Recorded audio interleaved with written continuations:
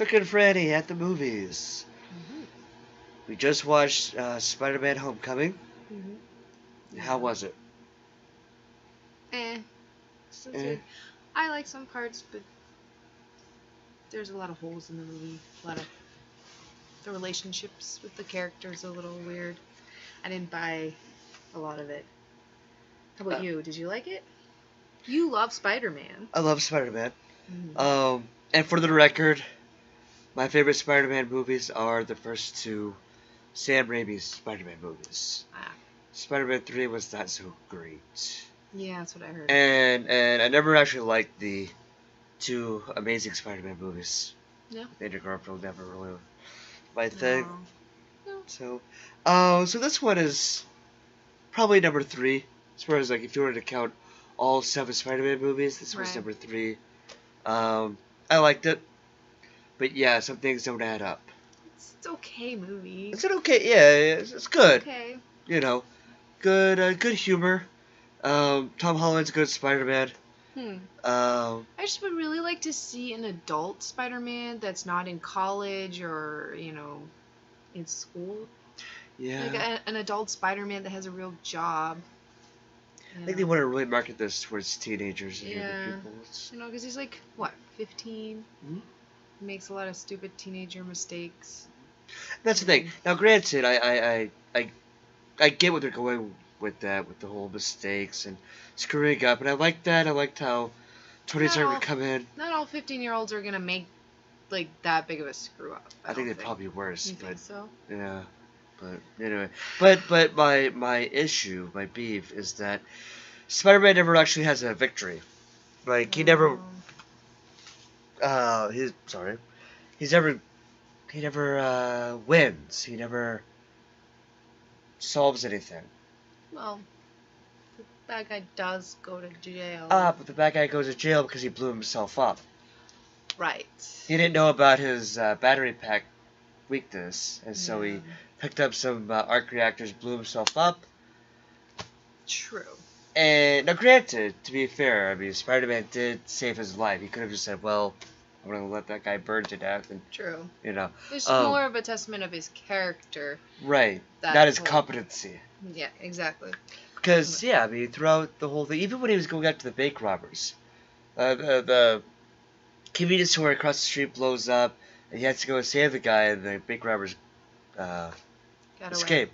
Yeah. And then later on, he tries to stop the arms deal, and you know, Oh, that just blew up in his face, quite literally.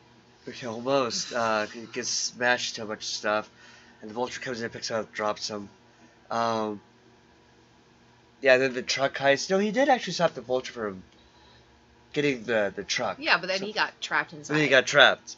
So, and at the end, he almost crashes the plane. Like, he's fighting the Vulture, actually pulls the Vulture into the engine, and that's why the plane almost crashes. I mean, granted, he does divert the plane, but the plane wouldn't be doing that if it wasn't for him to begin with.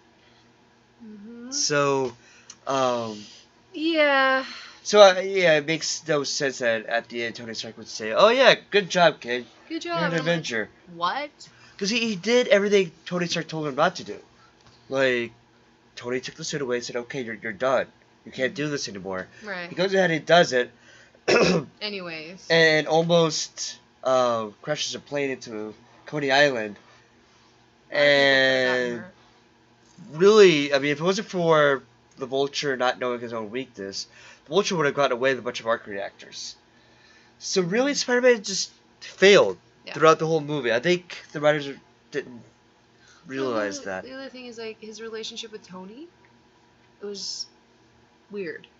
Well, it's Tony Stark, so you And- kind yeah, of but expect it's it. just, okay, you recruit him for Civil War, Yeah. and then you plop him right back and say, go to high school. Yeah, you can't You do know, that to a It's kid. just like, why would you do that?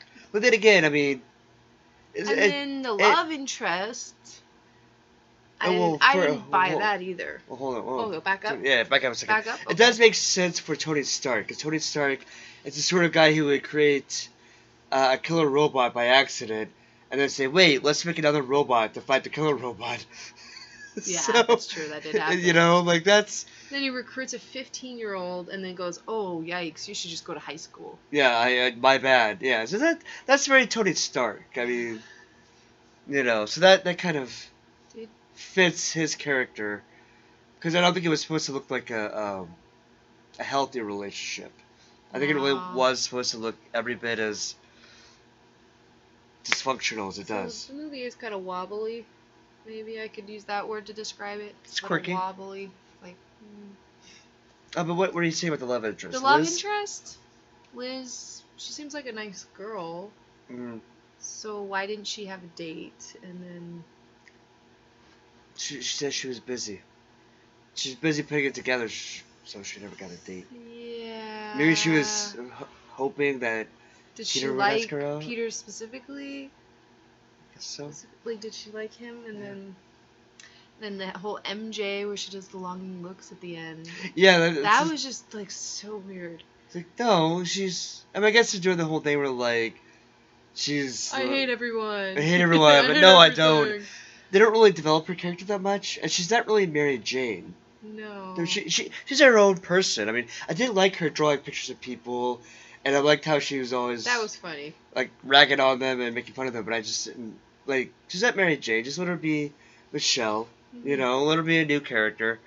Yeah. Because I mean, even Ned and Liz, those are characters for the comics, so they're nothing like the movie. No. Like Ned Leeds didn't even go to school with Peter Parker. Ah. He was a little bit older. He worked at the Daily Bugle, and he was dating a girl that Peter liked. And at one point, he was almost the Hobgoblin, but that's a whole other thing. Were they friends in the comics? More like coworkers. Ah. So they took some liberties. They took a lot of liberties. And Liz, Hmm.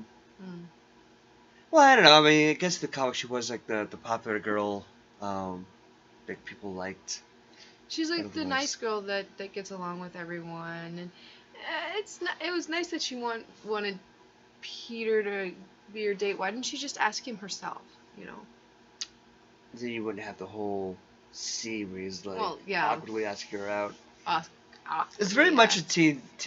It's a very teeny boppy movie. Maybe that's why I don't like it so much because Yeah, it's teeny very bopper anymore, yeah. teeny boppery, and it's like, is that a word? Teeny bopper. Teen. It is now. Just made up word. Yeah, I mean, I get it. You know, so it's like, yeah, that's what they're going for. I'm okay. I'm not gonna complain. I think the Spider-Man suit is really cool with like the eyes and stuff. That was cool. Yeah, I like that. The animated. Like this Spider-Man suit looks better than all the other ones. Yeah, by far the best Spider-Man suit ever. Like, Ah. why wasn't Tony Stark training him? Like, if he wanted him to just be a student, why didn't he have him come in once a week and do the training? Why give him this suit Yeah. and not train him how to use it? Well, apparently the suit did have a training program. Yeah, I but mean, why he hacked didn't it. he like? Well, no, because he bypassed Yeah, he bypassed. He all hacked the it. training. Yeah. I'm like, why didn't Tony have him training?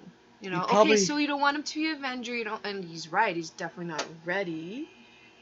He probably But had it in why not train mind, him? but It's him just so being Tony stupid. Stark, he's just like, oh, I'll train him later. Not thinking of the fact that he has a super strong 15-year-old with a super suit, and he's super smart Yeah, he and goes capable to of possibly school. hacking the suit. It's just Teenagers these days, they know how to hack They know stuff.